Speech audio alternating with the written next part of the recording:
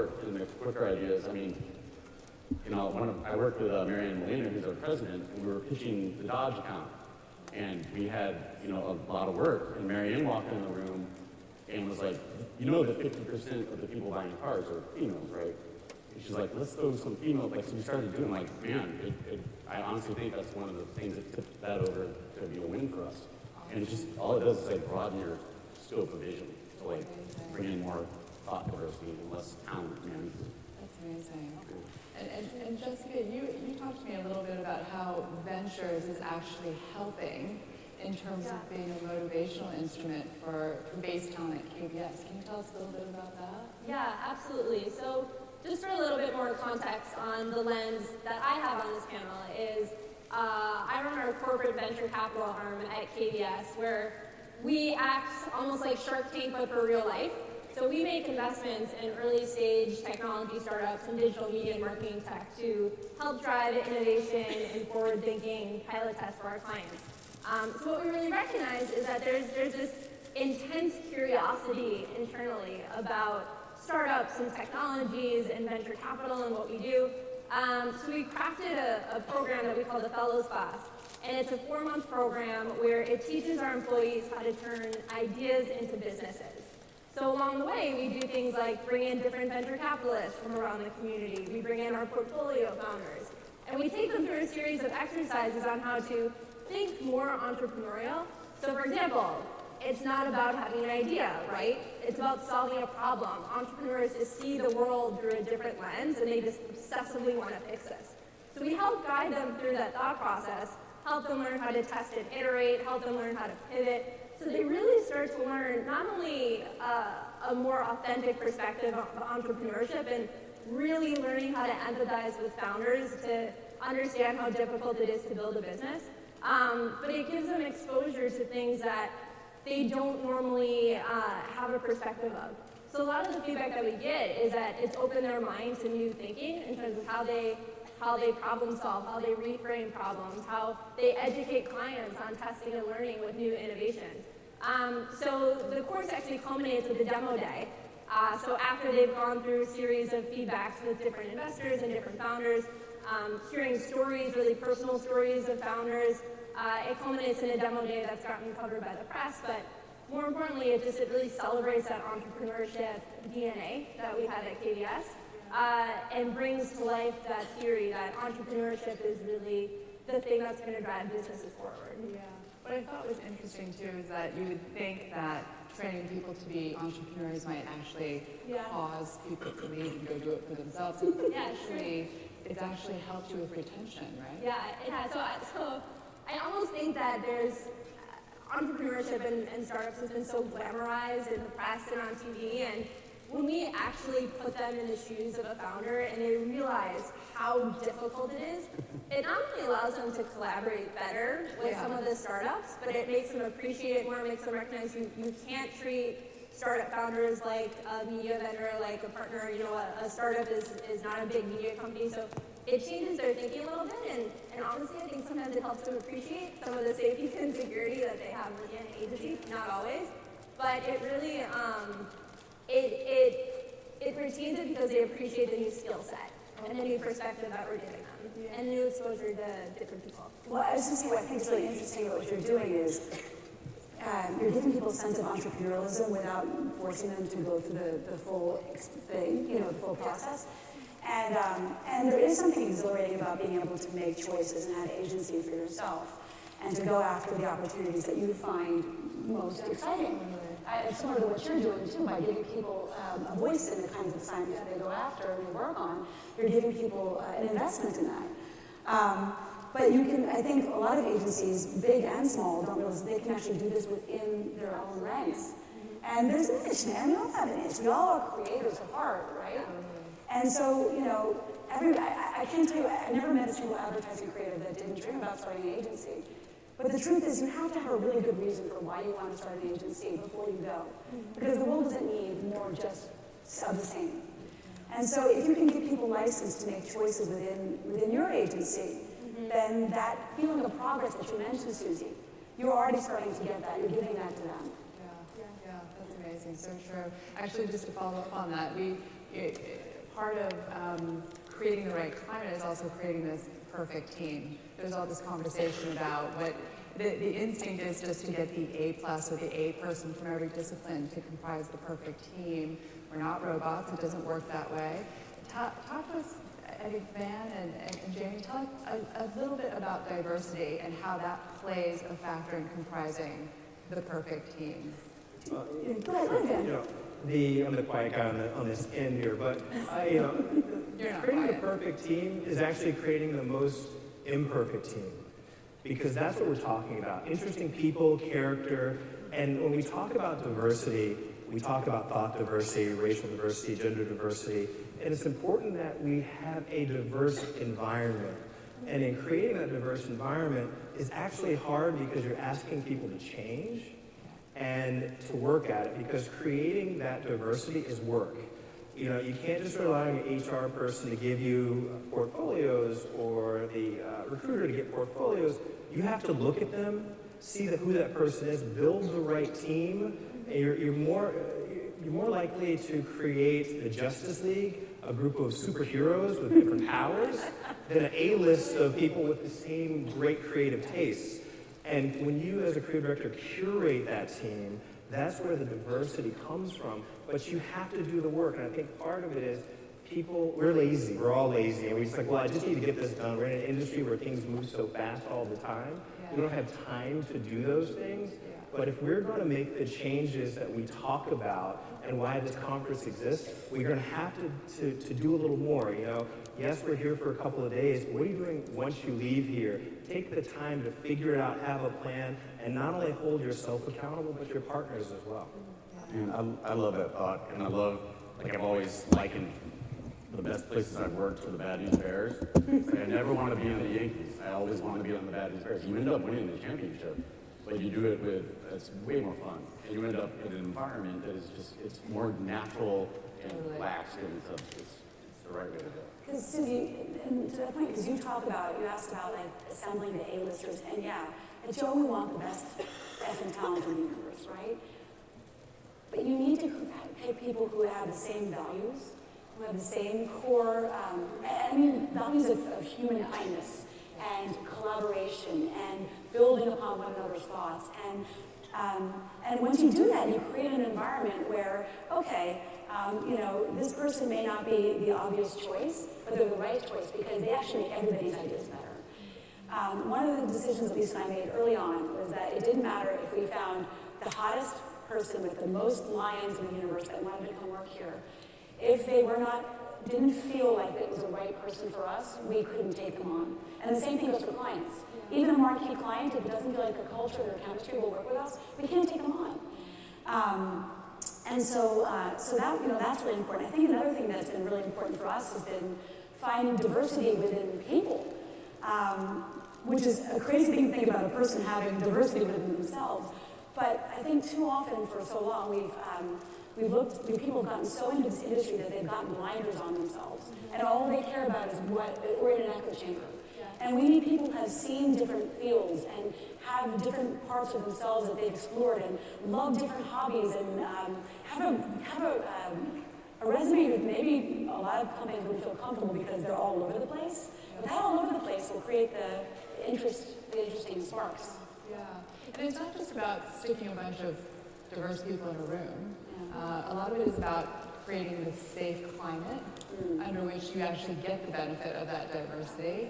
Can you talk a little bit about ways in which you do that? How do we create, especially in a creative climate, a safe one where we're under enormous commercial pressure to generate ideas that are original overnight, but within that climate also have enough safety to be dangerous? If you don't mind me speaking to that, part of it, when I was at McCann, I had a very diverse group. To the point where I think people walk in and go, what the hell is going on over here? And building a diverse group around their experiences and doing it's great, but you have to, again, be conscious about it. You can't have just that, I hired a woman, I feel good, check. Because then you have this one person isolated. But what I've learned over time is if you kind of tip the scales as just almost over diverse, everyone feels comfortable. They feel like they can be themselves, they can express themselves, and then become better creatives because they don't feel like they're guarded. They have to put their armor on and keep it on all day. Yeah. So that safety is key.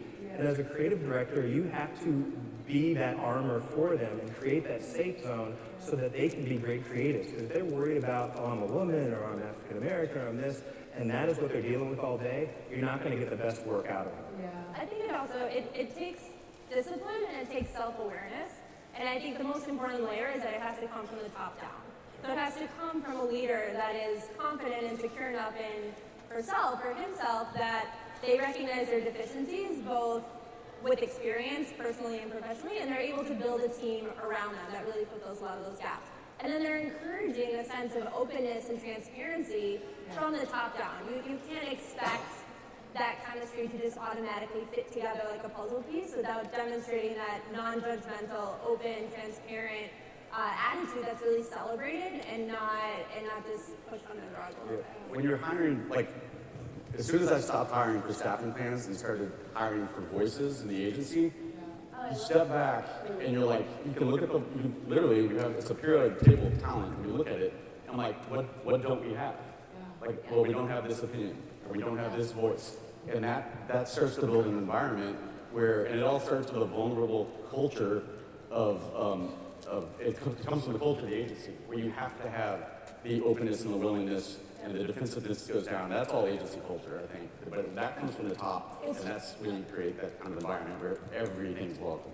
It's true. It's funny because the other day I wrote some scripts for something. Because we're small, so everybody's kind of jumping in. And I was like, guys, do these suck? And I don't think, I think it's pretty, I don't think many, founders of agencies, or maybe they do, but I think it's a key for a founder of an agency or someone who's in a leadership position to say, I'm open to criticism too. And I'm open to hearing what you thought. Like, it matters to me what you think. So they thought they were okay. If everyone up here doesn't, Like, one of them was good. The rest of them, they're like, man, all right, fair, they're okay. but I think you gotta have everyone, the best people I've ever worked for have the imposter syndrome, where they feel like they're not worthy of being there. Yes. And I'm like, God, I don't know why I'm here. But that vulnerability a lot, like that openness and that we don't know, nobody really knows what they're doing. So it's all like, you gotta create that culture where it's accepted and like.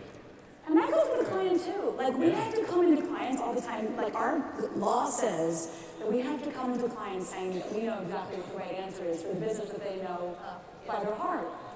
And it's like, we involve our clients in our creative process. We open our creative process to them because we know that together we can all feel stronger if we've come up with an idea that we feel comfortable with. And then we can really blow it out, Yes. And I think that goes back to having leaders that are comfortable, confident, and secure in themselves and the work that they're producing, so they're setting an example that this is an acceptable way of doing business. Because right now, the attitude a lot of times is there is this hierarchy and I can't question my superior. And it's the more you're able to break down those walls and encourage it and celebrate it and really just enable it, it's going to take time, and it's something that doesn't happen overnight, but it just creates such a more productive, healthier, and happier environment. I think that people are more open to that today, than 5 years ago. Oh, yeah. So as we continue to make this progress, yes, we're getting smarter, more talented people coming in, but it's also opening the minds and thought processes of us old folks, right? So,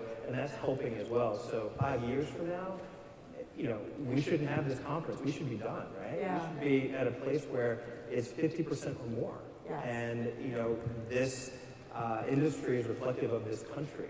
Yes. So Yes. that's the goal at least. Yeah. In 5 years. I like 5 it. years. I like the ambition. The optimist. I like it. Just along those lines too, Jay, you talked about how your president, and she's here somewhere. The two of you are conscious about being vulnerable, as you say, but quite publicly. And that helps. It sets the almost gender norms, but it also sets the kind of balance of power, if you will, and decision making, which I thought was quite interesting. Sure, I think that it's possible to be confident and vulnerable. And I was raised in this industry by a lot of, I learned what not to be, by a lot of my creative directors. And I think that's more valuable than having a good role model sometimes. But having that vulnerability and the awareness that I have 2% of the answers, and being with people that have a completely different point of view and a completely different upbringing and just the way they see the world, and inviting that and knowing we don't have the answers, but knowing they got my back. That's the key. And it's we always say, GS Team is a family environment, and it's the culture is so strong, but a safe environment where you feel that good is a vulnerable environment, and that's when you're you don't have to worry about the stuff you have to worry about. No one's gonna got a knife behind your back, get you or anything. It's a very safe place, and you can kind of let ideas flow freely without judgment. Yeah, you can totally experiment. Yeah. It's the greatest creative teams, art directors and copywriters that I've ever been a part of or have seen, they get that, right? They get that instinctive, if I'm gonna say something stupid, but, and you get to a point you're gonna say it, you do it. You just know it's stupid. And that's what, exactly. You just say it because you know it's stupid and it's okay. Because it might loosen something up in someone else. But if we can scale that as a team, a larger team or an agency, or even the agency-client relationship, where we all have that safety of, all right, say whatever you want. Well, we're not gonna judge you, maybe it's stupid, but maybe it's not. I think it's also infusing some startup thinking into the process too of failing fast. So you always talk about, lean startup, agile, product releases, things like that. But if you can be a culture that recognizes failing fast, then that's something that just breaks down a lot of negativity around somebody that might not have the best idea or somebody that might have a different approach, because you're getting to know faster, which ultimately just helps you bind them together to take those learnings into account to find the best solution. Yeah, for sure. The other thing about retaining creative talent is kind of getting ahead of them in a way, pushing them and challenging them, but at the same time giving them that sense of safety and vulnerability. In order to get that balance, I think it's a tough one. And I think too often in our industry we are responding to counter offers when they're ready to go, and the ship has sailed, the one foot is already out there. What advice do you have for this group of creative directors who might be managing talent, thinking of their own careers in terms of just performance management, having someone in their corner that sees them, and then in ways in which you can kind of have a regular dialogue with them about that? What are your thoughts on that? Is getting ahead of that before you're at a table saying, we want to counteroffer you? I think one thing that agencies need to be more comfortable with is it's okay to let talent go sometimes too. Yep. I think the best people ever have, Jay, it's time to go, you're gonna go do great things. They come back. They come back. Because you want to support them, and hopefully it's never about money or about, but you have to be as a leader be able to see, all right, put yourself in their shoes, what's the opportunity, is this good for them? And if it is, push them out. Tell them, go learn, come back, you'll be better, we'll be better for it. I think that's a big thing. I think people just automatically throw money in titles, and that's always a dangerous thing. If you want to be in a culture where there's people online, I want to be a part of that, right? And I think that's a great point. I think that, again, we're so fearful of change sometimes that we're I just want to hold on, don't go anywhere, please, we need you. Exactly. And because that means not only does this, but if I do care about you and we've created this environment, to your point, we'll be back, they'll be back. But also, I have to now fill that void, and I have to find someone who may have different talents and allow someone else that same opportunity. So there's a balance there, and creating the right synergies actually makes your agency better. Yeah. I spent 8 years at an agency. When I started, I was an assistant. When I ultimately left, I was a VP. So rose through the ranks in terms of promotions over the years. But every single time, it was. I don't want to say it was a fight to the death because it wasn't. But I think agencies constantly need to lift while they climb and recognize the good talent. But I think it's also managing expectations of your employees better and saying that. I can't tell you how many times I would have assistants come into my office at their 1 year mark and say hey, where's my promotion? So I think that sometimes that's never happened to you guys, right? Never. But I think that there could be better expectations managed up front in terms of what skills do you need to develop, how much time is it going to take, and really set up a roadmap for them to succeed and help them track it, help them track their professional development. So when that time comes, you have really clear KPIs and benchmarks that will tell them if they're ready both professionally and personally to get to that next level. And if they're not, then help them do that. But I think when there's some of this ambiguity that happens at agencies, it can cause a lot of churn. So I think the more transparency, again, it goes back to transparency, of like, this is how long you should expect between titles, these are the skills we look for you to have accomplished, or whatever it might be, and help them get there. And if they're not there, then let them churn out or figure out a better role for them. Yeah, I think too, be honest on evaluations. I think that is key. Oh my gosh, for I sure. think some of us sometimes go, well, if I'm not honest, I'll hurt their feelings, Yeah.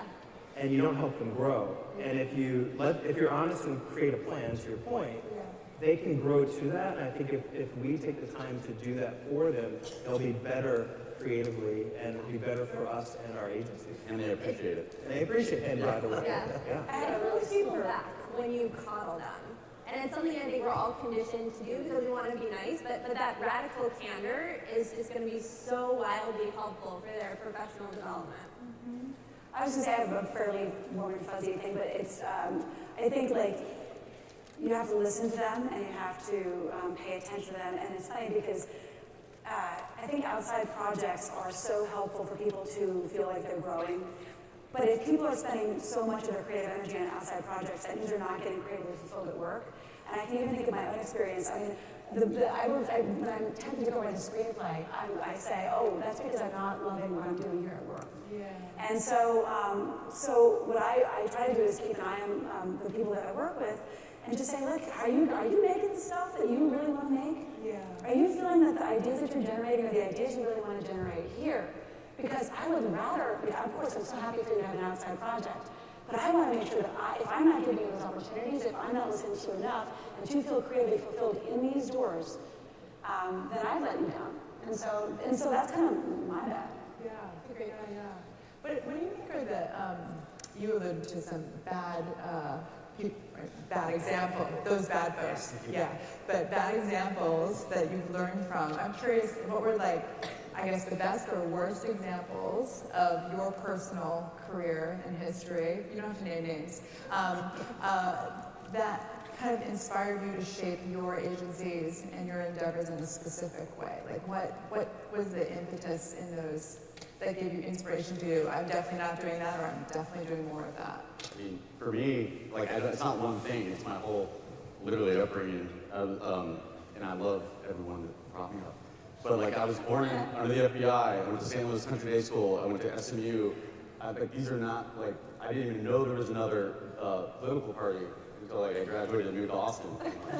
So, like, and then it gave me this, like, and I found all these, like, beautiful penguins that were just like me, like in this city of open-mindedness, and it was this kind of great awakening where I realized everything, like, I learned the ability to, like, I've had a complete 180 shift in, like, sort of my views in life, and I've learned, I can go into a lot of those rooms and talk, so I've learned so much from kind of, like, seeing what I would have never felt right in my gut. Right. Like, I can read rooms differently, and like, that's very important, because I can be very negative about a lot of these things, but I'm choosing to, like, kind of, like, focus on what I can learn from them, and it took me a long time on that path to figure out, and throwing a couple crazy creative directors, and it's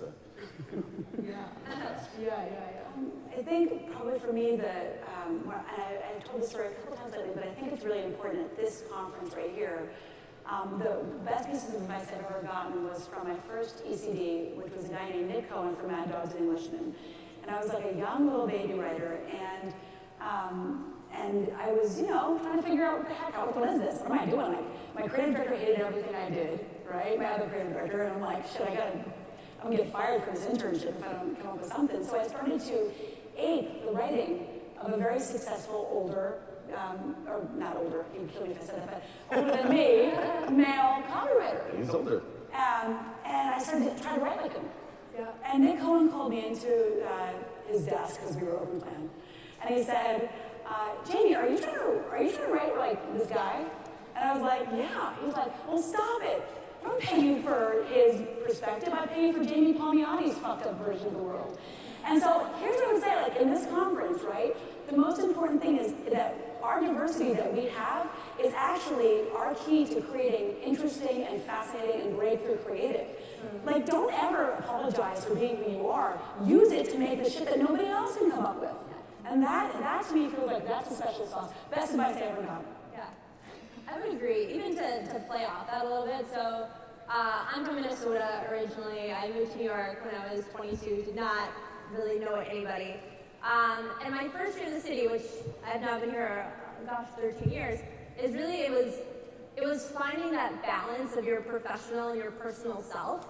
And I feel like you kind of need to reconcile the two because you have your out of work self and then your in work self. And I think a lot of people, especially younger talent in the industry, think they should be writing a certain way or think they should be acting a certain way. But really, you need to celebrate who you are and your perspective and why that's unique and different, which is probably why you were hired in the first place.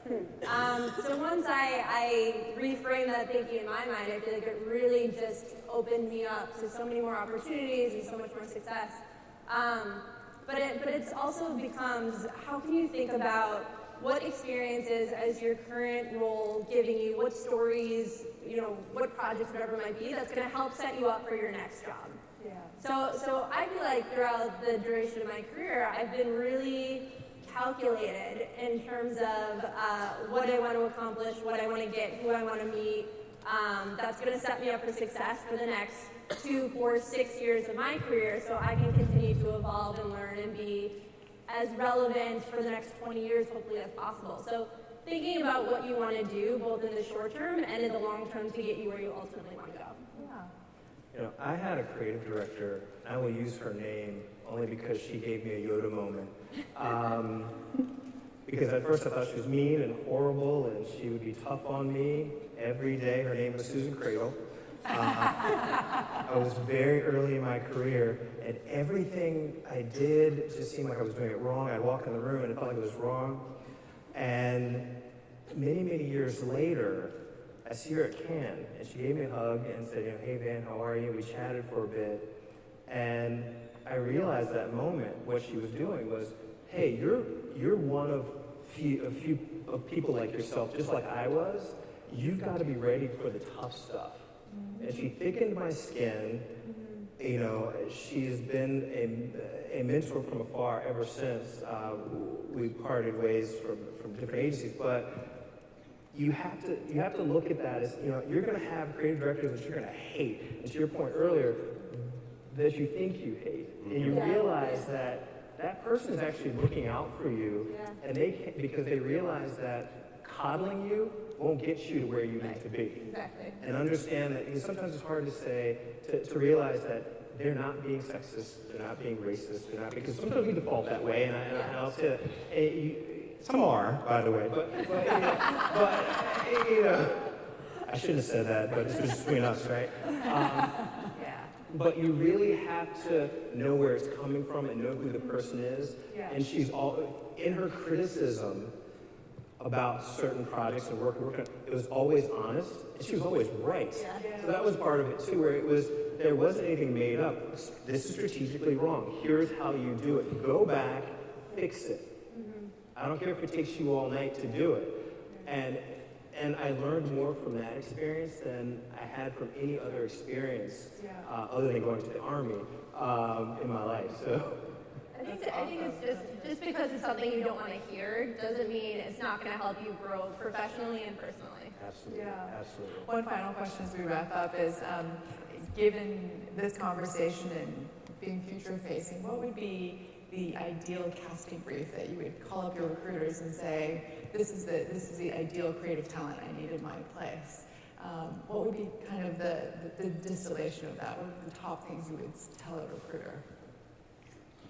I would just say, give me some cool people, like just fun people to make things interesting. And I say that because I think that we're getting to a point of saying, I want talent that looks like this first to the recruiters. Yeah. And you know what, just hiring a woman or hiring a person of color, if they're not ready, what you're doing is you're actually setting the movement back a little bit. And is get the right people. There are enough women, there's enough people of color out there to fill those roles. So let's find interesting people. I want to build an interesting creative department. I want people who are smart.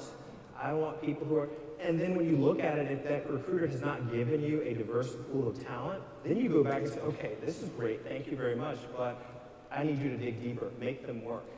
So that would really the right direction. We're kind of looking at, like, instead of like the job description, if it's for Southwest Airlines, it's like we're looking for people that love to travel, that like to, like, we're going after people's interests and the things that drive them personally, and then that is leading to diversity, like hiring for thought diversity will lead to talent diversity. And like that's the thing that we're starting to see more of. We're starting to see way more diverse books and way more diverse just cross-section of people because we're hiring for interests and the things that drive people. That's great. I love what you said about hiring voices, not necessarily skills. I think that's brilliant. I might even go as far as saying, I know this isn't necessarily realistic, but don't hire a recruiter, because chances are that recruiter has been your pipeline for everybody else in your agency. So I think one of the best things you can do is get outside your comfort zone, look at other networks, talk to different people, because then you're going to find those voices that are going to drive the conversation. We're spending a lot of time looking outside our industry. When we hire people from the industry, we want people that have a variety of backgrounds. We have people that we don't even know what title to give them. We're like, they're just that cool person that is helping us come up with ideas. But I also think there's a really interesting and provocative place to look, which is outside of our industry, because especially in New York, we tend to shuffle the people around between this agency and that agency. Yes. And if you see that tech and entertainment are coming for our people, well, then we should go to tech and entertainment for their people. And we should try to find people that are writers. And, I also think especially even for young people, right? It's funny because schools, ad schools and portfolio schools have really become the de facto way to get a job, right? But I think a lot of times, some of them are very good, but some of the kids come out with the same book. Yeah. And it's almost indistinguishable. And I go, I don't know. There's six books. Either there are so many people on the same damn thing, like how many kids' grades does it take? Or they all actually feel like the same person came up with them because they're being trained to think a certain way. Right. And I think back in the day when we first started, we were just going, hey, let's pick up the kid that's a bartender that actually is just really funny and get that kid to come do some ads. So let's do that. Let's try that again. I don't know. Why not? See if it works. I love it. I think just as you also see media channels and advertising channels evolve in the coming years with the rise of artificial intelligence and virtual reality, it's going to naturally recruit a new cast of characters into the agency world, because thinking about storytelling in VR is not necessarily the traditional creatives. You're looking for people that have spatial awareness. I've heard of people hiring magicians, people hiring screenplay writers for character development. I mean, New York is really uniquely positioned to be grabbing from really interesting pockets of people that I think are ultimately going to be the next generation of creatives. Yeah. So I think that's going to be a really interesting shift in the market we're going to see too. That's awesome. I'm told to wrap things up. But a round of applause for our panel. Thank you very much.